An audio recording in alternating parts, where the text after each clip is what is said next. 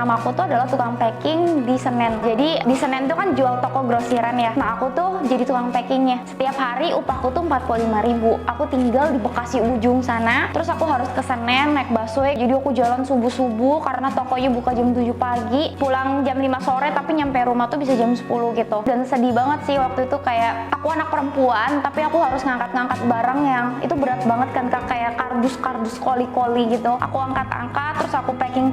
Di situ aku juga tangannya ya begitulah, kalau dibilang tangan cewek mulus, tangan aku geradakan sampai kapal-kapalan gitu. Omset pertamanya dari yang sebulannya 10 juta nggak pernah dapat, langsung di bulan Ramadan itu aku 95 juta. Di bulan Mei itu aku naik 2 kali lipat Kak. Jadi growth-nya 100%. Jadi dari 95 ya kurang lebih 200 juta ya. Dan tadinya di Juli itu aku 500 juta, di Agustus aku langsung 1 miliar. Di September aku langsung 2 miliar. Bener-bener growth-nya tuh 100%. Di Oktober tuh aku 4 miliar. Di Desember tuh aku 9 miliar. Dan itu dari online doang Kak. Dari satu e-commerce. Dan offline-nya juga langsung ngikut. Tadinya offline-nya itu mungkin sebulannya cuma 200 juta, 300 juta, itu langsung 5M, 10M gitu. Per hari itu bisa sampai 5M satu hari doang. Dan di 2023 itu udah puluhan miliar Kak per bulan.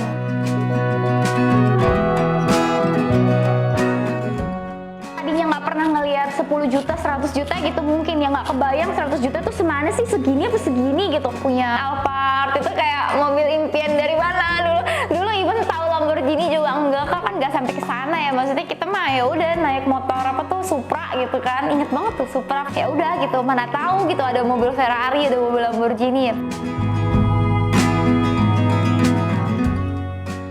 Kalau produk Animate itu untuk resi ya, itu di atas 10.000 per hari. Dan kalau kita secara produksi, jumlah produksi itu per bulannya jutaan piece. Jadi kalau di pabrik sendiri tuh kita 500 orangnya aja tuh orang produksi, karena kan ada shift-shiftnya gitu ya. Nah sisanya 100 orang itu adalah HO. HO itu head office di pabrik gitu ya, dari manajer, supervisor, admin, dan lain-lain. Nah 100 orangnya lagi tuh kita ada di gudang Animate gitu, yang buat packing kayak gitu-gitu. Terus ada di live juga, kita ada sampai 50 kayak gitu sih Kak. Jadi in total bener-bener udah 1.000 gitu.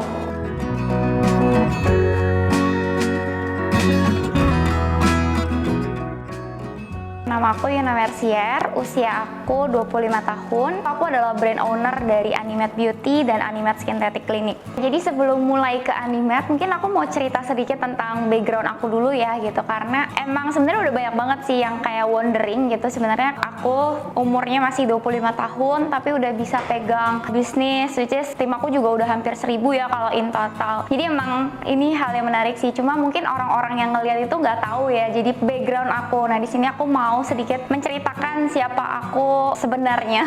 Oke, jadi aku tuh sebenarnya terlahir dari keluarga yang bisa dibilang sederhana atau mungkin bisa dibilang susah. Aku 4 bersaudara, aku anak ketiga, dan sebenarnya mama papaku tuh bukan orang kaya sama sekali gitu Kak. Mamaku ibu rumah tangga, papaku juga kerja sama orang, dan kita itu dari kecil itu kayak pindah-pindah rumah gitu. Waktu kecil SD ngontrak, pindah ke SMP, pindah rumah. Pernah juga ngerasain titik dimana aku sekeluarga yang kayak pas malam tahun baru, aku sama keluargaku tuh kita berenam ya, 4 saudara, 2 orang tua. Itu tuh cuma masak 2 Indomie, terus kita makan bareng. Kan di rumah juga nggak ada meja makan ya, jadi kayak makannya di lantai gitu, pakai 2 Indomie dibagi 6. Pernah ngerasain sampai yang kayak gitu. Bahkan pernah di satu titik waktu aku SD, itu papaku lagi merantau keluar kota kerja gitu ya. Mamaku tuh nggak ada uang gitu. Terus sampai kayak aku tuh mau makan aja, mamaku tuh sampai ngutang ke warung gitu. Pinjam dulu ya buat beli beras nih. Sampai pernah ngalamin sesusah itu sih. Terus papaku meninggal dunia di usia aku yang 17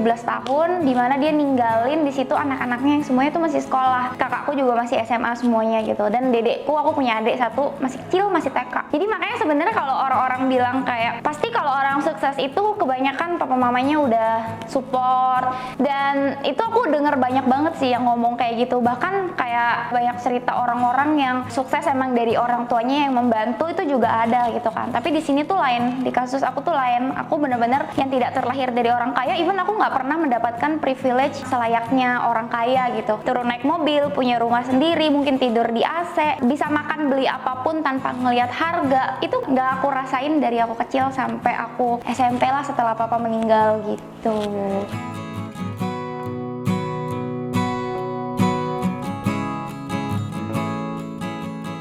Jadi after papaku aku meninggal, saat itu umur aku 17 tahun kan, dan aku tuh ngeliat gitu kalau keluarga aku tuh susah banget karena memang orang tua kan sisa mama, dan mama tuh nggak mampu untuk membiayai sekolah kita. Aku tuh udah pernah putus sekolah 2 kali. Di SMP aku pernah gak bayar uang sekolah, terus kayak diskors gitu, akhirnya aku mengulang. Di SMA juga, sampai pas kuliah pun aku sebenarnya telat banget masuknya karena semua dari aku SMA itu udah aku cari uang sendiri buat membiayai sekolah aku gitu. Nah, kenapa akhirnya aku punya arah mau ke bisnis padahal orang tua aku tuh bukan pembisnis sama sekali ya gitu. Karena aku ngeliat gitu papa aku yang hidupnya kerja dengan orang gitu ya, kayaknya berat banget gitu. Pada saat itu mindset aku begitu ya, berat banget buat menghidupi keluarganya gitu. Kayaknya susah banget ya, sampai aku juga ngerasain kan momen-momen yang menyedihkan dalam hidup aku. Jadi akhirnya kalau aku kerja dengan orang, gimana aku mau mengubah hidup aku dan keluarga aku gitu. Keluarga aku tuh ya orang tua aku, mama aku yang saat itu ikut aku juga. Tapi apalah daya, di saat itu aku nggak punya apa-apa, aku nggak punya modal, aku nggak punya supporter, orang tua aku aja susah, papa aku udah nggak ada,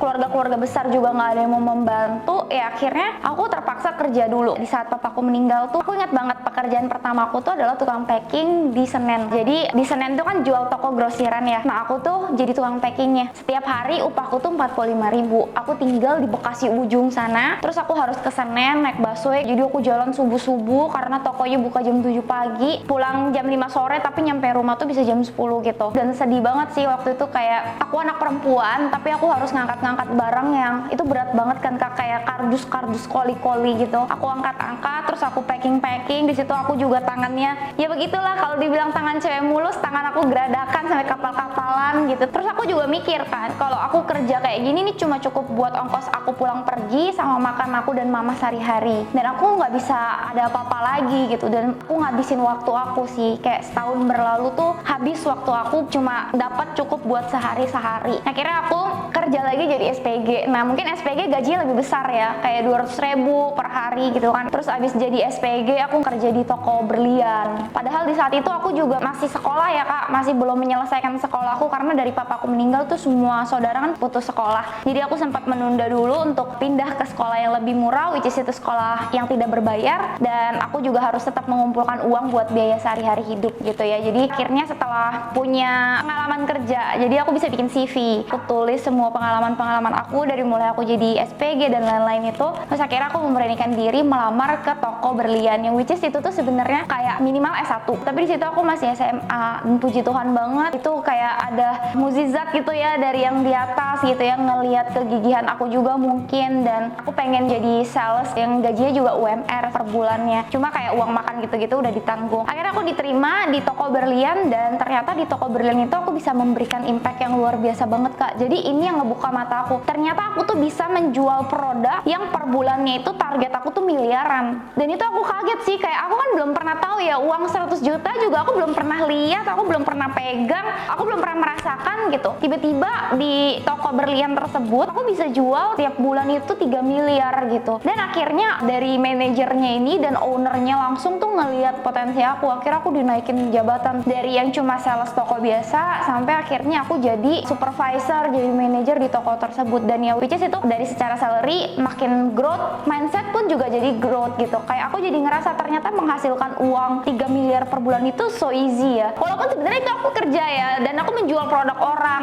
Produk yang aku jual juga berlian, which is itu memang ada harga miliaran lah ya, kayak satu cincin bisa 30 juta gitu, dan aku jual sampai ke kalung-kalungnya yang harga 500 juta gitu. Akhirnya disitulah pikiran aku kebuka, uang tuh sebenarnya nyarinya gak gitu susah ya. Ternyata ini karya aku loh, walaupun ini bukan barang aku ya, dan uangnya bukan masuk ke rekening aku hasil penjualannya, tapi aku ngerasa ternyata jualan buat menciptakan 3 miliar per bulan itu tuh gak susah selama kita bisa menemukan produknya dan bisnisnya gitu. Aku jadi kebangun tuh pikirannya semenjak aku jualan berlian itu. Akhirnya aku langsung pelajarin dulu ilmunya bagaimana cara jualan, kan di situ pure belajar sales ya. Terus aku jadi punya kesempatan buat handle people di bawah aku karena waktu itu aku jabatannya sudah naik. Aku belajar gimana caranya aku nyales, aku belajar gimana caranya aku development people, aku belajar skill communication. Di situ aku lumayan lama sih. Dari situ aku pindah ke ke properti. Nah, properti juga tantangannya besar ya, karena sekali jual properti kan harganya juga ratusan juta sampai miliaran. Tadinya nggak pernah ngelihat 10 juta, 100 juta gitu mungkin ya, nggak kebayang 100 juta itu semana sih, segini apa segini gitu. Ternyata pada saat aku berhasil menjual per bulannya miliaran tuh, itu yang membuat pikiran aku tuh jadi maju gitu. Akhirnya aku juga men-challenge diri aku berani untuk menjual atau bekerja dengan skala yang pegang omsetnya tuh besar gitu. Makanya dari berlian aku pindah ke properti, kayak gitu sih perjalanan karir aku.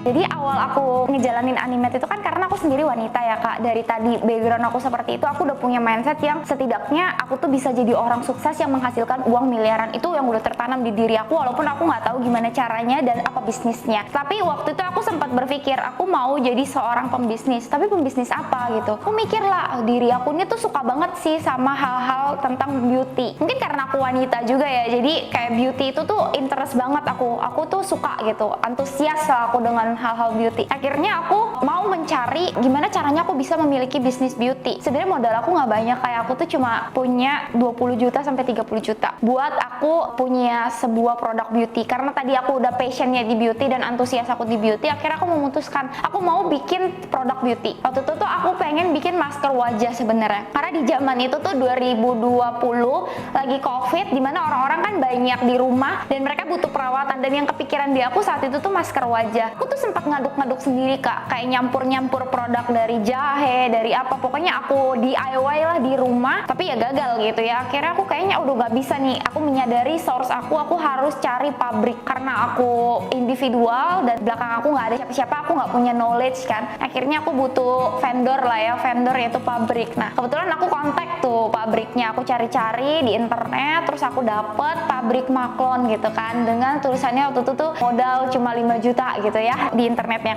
Akhirnya aku kontak, ternyata itu pembohongan. Jadi akhirnya aku kayak aduh ternyata susah juga ya nyari pabrik yang trusted kayak gitu-gitu. Jadi sebenarnya aku pun udah berusaha untuk mencari. Singkat cerita itu aku punya paman, dia itu beli ruko di Pantai Indah Kapuk, dan ternyata dia kenalan dengan penjual rukonya. Nah penjual ruko ini tuh ternyata punya pabrik maklon. Akhirnya udah kita diketemuin sama paman aku, terus pas ketemu tuh ngeliat banget gitu, oh iya ternyata ini bener-bener pabrik asli. Kayak dia ngomong kan pabriknya, aku search gitu, oh ya ada gitu. Terus akhirnya udah deh mulai kita mau kerja sama gitu. Ternyata orang yang punya pabrik maklon ini sekarang tuh jadi suami aku. Jadi kayak mukjizat banget ya, kayak bener-bener ya itu sih, aku percaya proses yang aku lewatin. Ternyata aku ditipu sama maklon yang sebelumnya itu ya, emang buat aku jadi nggak nyari-nyari aja di internet. Ternyata emang jalannya dikenalin sama keluarga gitu ya. Akhirnya kenalan, tapi sebelum jadi suami ya kita profesional dulu Kak. Kita saling bener-bener kita mau kerja sama nih. Dia nanya mau bikin apa, produknya gini-gini lah pokoknya. Entah kenapa lah, maksudnya waktu singkat banget. Akhirnya aku mulai masuk tuh belajar ngeracik-racik, belajar formula, terus nyiptain produk bagus. Sampai akhirnya aku juga yakin bahwa produk ini tuh siap untuk dijual ke market gitu.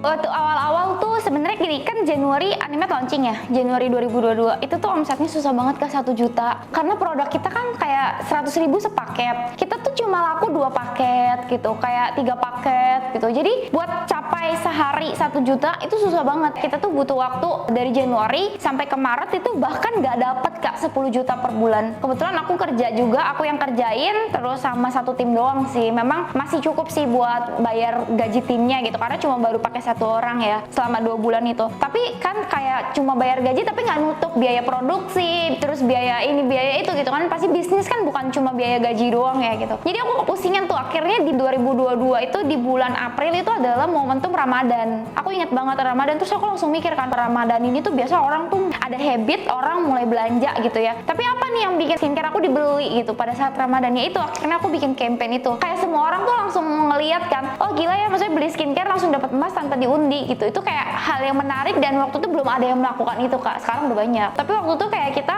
orang pertama yang melakukan itu tanpa diundi. Mungkin orang kalau beli nanti dapat undian, atau kalau beruntung dapat kode ini dapat kode itu, tapi kita enggak. Jadi semua yang beli dapat. Jadi itu yang bikin boom banget di Ramadan. Terus langsung tuh Kak, omset pertamanya dari yang sebulannya 10 juta nggak pernah dapat, langsung di bulan Ramadan itu aku 95 juta. Di bulan Mei itu aku naik 2 kali lipat Kak. Jadi growth-nya 100%. Jadi dari 95 ya kurang lebih 200 juta ya. Di bulan Juni tuh aku naik lagi 100%. Jadi aku bersyukur banget karena di 2022 itu dari mulai yang puluhan juta itu kan di April 95 itu growth 100%. Setiap bulannya tuh growth 100% Kak. Sampai di bulan Juli. Berarti di Juli itu aku udah dapat sebulan 500 juta. Nah, akhirnya di bulan Agustus itu aku mulai menyebarkan produk aku tuh secara rata gitu di social commerce ya. Ada banyak social commerce ya kayak yang sekarang lagi viral, yang lagi banyak dipakai sama orang-orang buat jualan. Aku masuk ke situ, dimana di saat itu dia itu baru awal-awal bisa jualan. Tadinya kan dia kayak platform sosial media gitu, jadi social commerce gitu. Aku masuk ke situ dan bisa dibilang aku salah satu pemain awal di situ. Dan tadinya di Juli itu aku 500 juta, di Agustus aku langsung 1 miliar, di September aku langsung 2 miliar. Bener-bener growth-nya tuh 100%. Di Oktober tuh aku 4 miliar, di Desember tuh aku 9 miliar. Dan itu dari online doang Kak, dari satu e-commerce.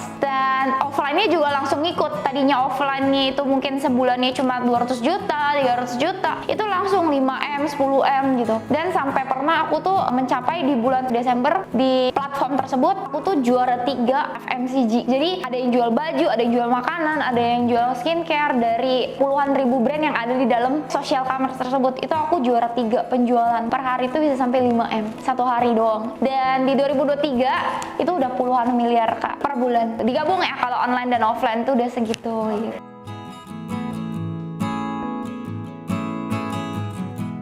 Pencapaian di Animate ya, overall sih ya pasti omset ya, bersyukur kan karena omset itu udah sebuah pencapaian yang mungkin semua bisnis pasti happy ketika dapat omset yang tidak terduga gitu.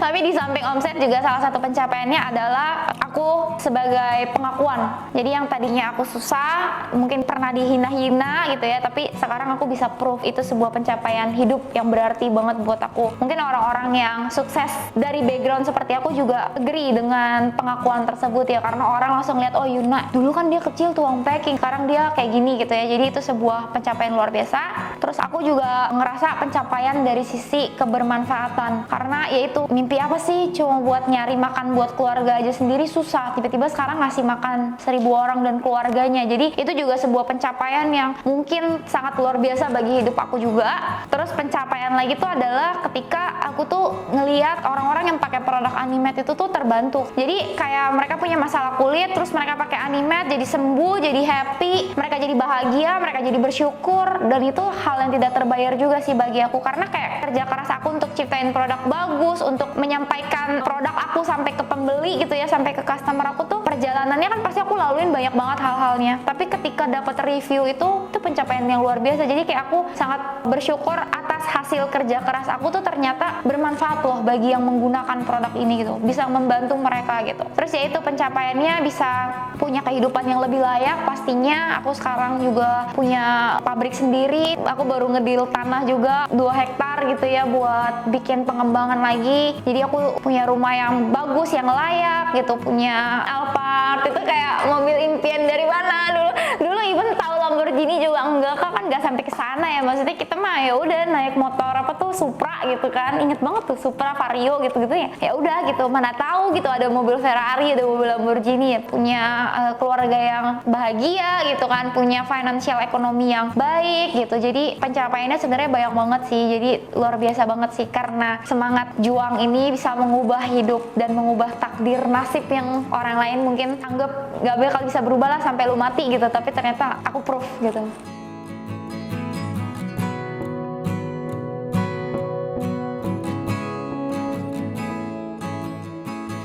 Kunci suksesnya itu yang pasti adalah dari diri sendiri. Kayak kita tuh kan bisa ya denger cerita orang, mungkin nanti juga bakal ada yang nonton ya video ini dan merasa wah terinspirasi gitu dengan cerita orang gitu ya. Tapi balik lagi sih, sukses itu diri sendiri yang menciptakan. Karena aku juga ngelihat perjalanan keluarga aku punya background yang seperti ini, dan aku melihat pelajaran-pelajaran penting dari beberapa tokoh terkenal ya yang punya kesuksesan dari dirinya. Ya aku cuma belajar aja dari kisah tersebut. tersebut, tapi balik lagi ke diri aku sendiri. Bagaimana aku mempersiapkan diri aku untuk jadi orang yang sukses, yaitu yang banyak hal yang harus diperhatikan. Salah satu contohnya adalah kita tuh harus jadi orang yang lebih rajin. Kalau mindset aku gini, orang sukses aja dia misalnya kerja 8 jam, ya mungkin aku lebih rajin daripada itu. Terus aku juga bekerja keras tanpa pantang menyerah gitu, karena aku tuh selalu percaya kita bisa punya background yang kurang oke, tapi sebenarnya kita bisa mengubah hidup kita. Makanya kalau ada orang bilang gini, udah nasib lah gitu ya, udah nasib susah ya, kalau dari lahir susah ya udah terima aja nasib. Aku benci banget sama kata-kata itu, benar-benar benci banget, karena aku pun digituin sebenarnya. Kayak guru aku, temen aku pernah ngomong ke guru aku gini, aku punya cita-cita, aku mau jadi pengusaha, dan guru aku tahu ya, lu uang sekolah aja nggak bayar-bayar gitu kan, lu aja mau gue skors gitu. Dan dia pernah bilang kayak, kamu belajar menerima diri kamu. Oke Bu, memang masukan itu nggak salah ya, belajar menerima diri kan artinya supaya membuat kita tuh nggak ngedown. Maksudnya kita punya mimpi yang tinggi, tapi keluarga kita kayak gini nih, keadaan kita kayak gini, itu oke buat menerima diri. Tapi menerima diri itu tuh bukan berarti harus pasrah gitu, kayak ya udah sampai gue tua, sampai gue mati, gue bakal susah aja kayak gini, bakal bernasib seperti ini. Kita nggak boleh punya pikiran yang kayak gini. Kita tuh harus berjuang. Pasti ada jalan, pasti mau ketabrak sana, mau ketabrak sini, mau mentok di mana-mana. Selama kita tuh gigih ya, nggak pantang menyerah dan nggak takut buat gagal gitu. Itu semua aku rasain pahitnya gitu. Jadi buat aku terus berjuang sih, karena selalu ada jalan, dan jangan pernah menyerah. Jangan pernah mengandalkan orang tua gitu, karena nasib itu bukan sekolah kita yang menentukan, bukan guru kita, bukan orang tua kita gitu, tapi diri kita sendiri. Jadi mau orang tuanya kaya juga ada aja orang yang mungkin tidak memaksimalkan dirinya gitu, tapi ada juga dari orang tuanya susah, ketika dia bisa memaksimalkan dirinya, dia bisa jadi something gitu, bukan malah jadi yang tidak terlihat gitu. Jadi itu sih Kak yang bikin aku tuh terus mau maju, walaupun aku tahu keluarga aku susah. Dari kecil aku selalu percaya sama satu titik cahaya, itu tuh adalah harapan bagi aku. Jadi aku tuh di kata-kata ini udah banyak banget, karena mungkin bagi orang, lu ambis yang gak make sense. Boleh sih jadi orang ambis, tapi please tahu diri. Banyak banget yang ngomongin aku kayak gitu, tanteku, keluarga besarku, temen-temenku, aku dimusuhin kayak gitu-gitu gara-gara aku bilang aku punya cita-cita seperti ini, aku punya mimpi seperti ini, dan selalu direndahkan. Tapi aku selalu percaya sama satu titik cahaya gitu. Kayak titik cahaya itu tuh bagi aku adalah harapan yang mungkin gak terlihat bagi banyak orang, tapi hanya dilihat bagi orang yang punya harapan. Mungkin kalau kita dalam sebuah ruangan yang gelap banget ya, terus kita bingung nih jalan keluarnya gimana, aku selalu berasumsi aku ada di ruangan tersebut. Tapi aku selalu berasumsi aku ngelihat satu titik gitu. Dan mungkin kalau bagi aku itu tuh adalah harapan untuk aku keluar dari ruangan tersebut. Tapi bisa jadi mungkin bagi banyak orang yang ada di ruangan itu, dia udah pasrah aja, ya udah gue udah gak bisa keluar lah, gue mau gimana gitu. Aku selalu berasumsi dan berimajinasi seperti itu. Jadi gimana caranya aku memandang satu titik cahaya itu adalah sebuah harapan gitu. Jadi itu hanya terlihat bagi orang yang punya harapan di dalam hidupnya gitu sih Kak.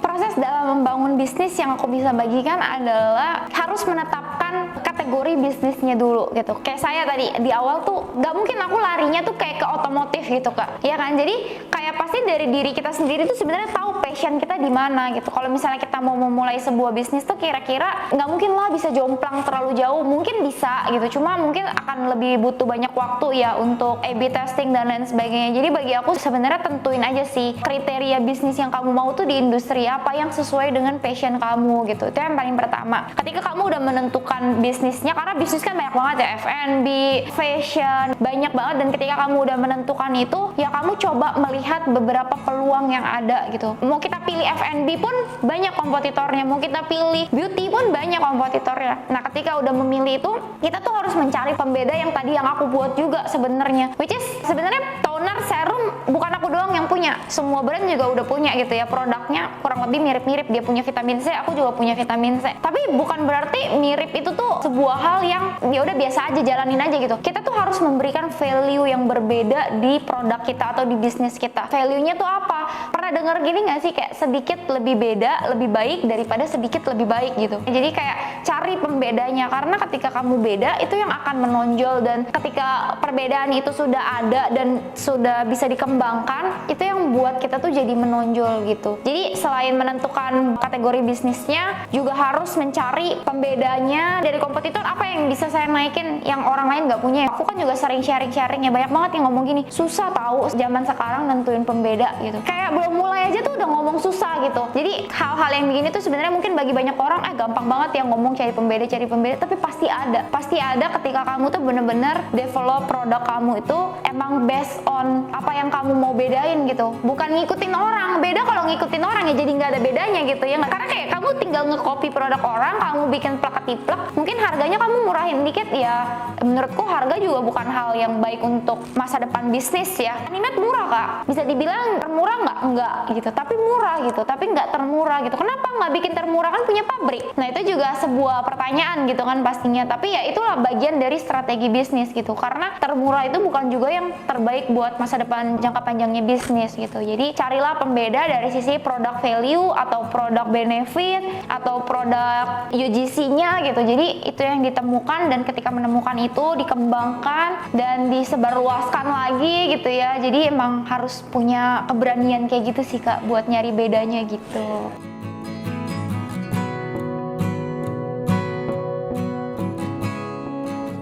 Buat teman-teman semua yang lagi berjuang dan lagi nonton video ini, aku percaya nih ketika kamu nonton video ini aja tuh sebenarnya kamu tuh orang yang mau maju gitu, orang yang mau memberikan dampak gitu, entah bagi keluarga kamu, bagi saudara-saudara, bagi teman-teman, bagi lingkungan sekitar, bahkan bagi dunia gitu ya. Terus berjuang dan jangan pernah menyerah. Remember what your motivation ketika kamu mau maju tuh kenapa gitu, karena semua orang tuh mau maju pasti punya dorongan, dan dorongan ini tuh bisa berbeda-beda tiap orang backgroundnya. Ada yang karena kayak aku zaman dulu mungkin aku cuma pengen ngasih makan keluarga aku gitu, atau kamu yang sekarang lagi pengen membahagiakan keluarga, atau kamu yang pengen bermanfaat buat banyak orang. Jadi banyak hal yang mendorong kamu untuk bisa maju dan mencapai mimpi kamu atau target kamu. Jangan nyerah, selalu ada jalan, pasti ada jalan. Yang penting kamu terus berusaha, berikhtiar juga. Kita udah lakuin yang terbaik. Jangan pernah menyerah dan jangan pernah ngerasa gagal ketika kamu jatuh, karena sebuah hal yang gak enak yang bikin kamu jatuh itu sebenarnya adalah hal yang mau bikin kamu naik kelas. Oke, terima kasih banyak buat yang udah nonton. Semoga sukses selalu dan sehat selalu buat kita semua. Aku Yuna Mercier, owner dari Animate Beauty dan Animate Skinthetic Clinic. Ini naik kelas versi aku, temukan naik kelas versi kamu. Semangat!